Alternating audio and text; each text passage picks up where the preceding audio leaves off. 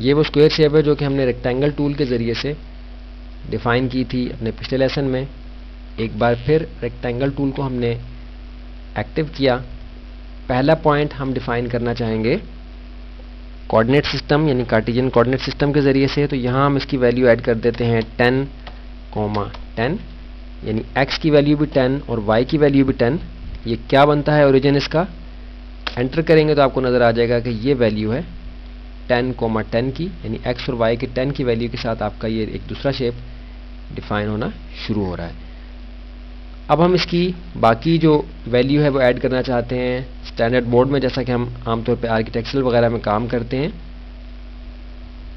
पिछले लेसन में हमने देखा, कोई कन्फ्यूजन नहीं है।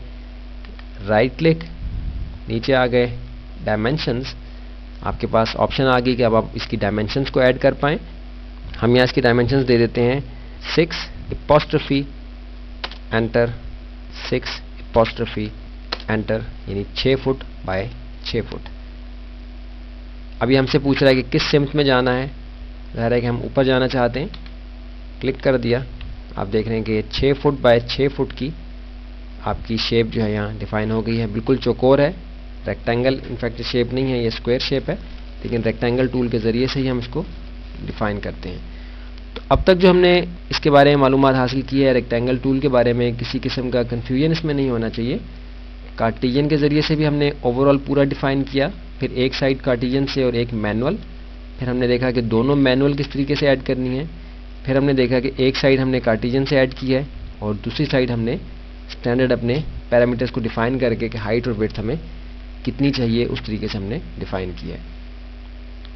रेक्टेंगल टूल सेलेक्ट किया, पहला पॉइंट हमने डिफ़ाइन किया, मैनुअल डिफ़ाइन किया है। ये नहीं हमने देखा कि कार्टेशियन कोऑर्डिनेट सिस्टम के ज़रिए से हमारी पोजीशन क्या है।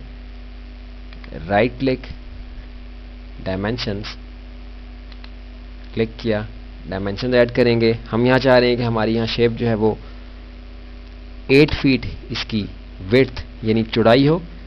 अपॉस्ट्रोफी, साइन है फीट का, एंटर किया। अब इसकी हाइट यानी ऊंचाई ऐड करनी है, तो वो हम चाह रहे हैं कि हमारी 5.5 फुट हो, तो हम 5 अपॉस्ट्रोफी 6 यानी 5 फुट और 6 इंच। कॉर्ड्स का साइन आप देना चाहें तो दे सकते हैं, शिफ्ट अपॉस्ट्रोफी प्रेस करेंगे तो आपके पास ये कॉर्ड्स का साइन आएगा। अगर आप नहीं ऐड करते तब इसका कोई मसला नहीं है, क्योंकि अपॉस्ट्रोफी के बाद जो भी वैल्यू ऐड होगी वो इंचेस में शुमार होगी। एंटर किया, आप देख रहे हैं कि आपका शेप यहाँ डिफाइन हो गया है। वो पूछ रहा है कि किस साइड पे आपने जाना है, तो हम इस साइड पे जाते हैं। क्लिक किया, रेक्टेंगल टूल के ज़रिए से आपने 8 फीट बाय 6.5 यानी 6.5 फुट की हाइट के साथ आपने ये शेप यहाँ डिफाइन कर ली है।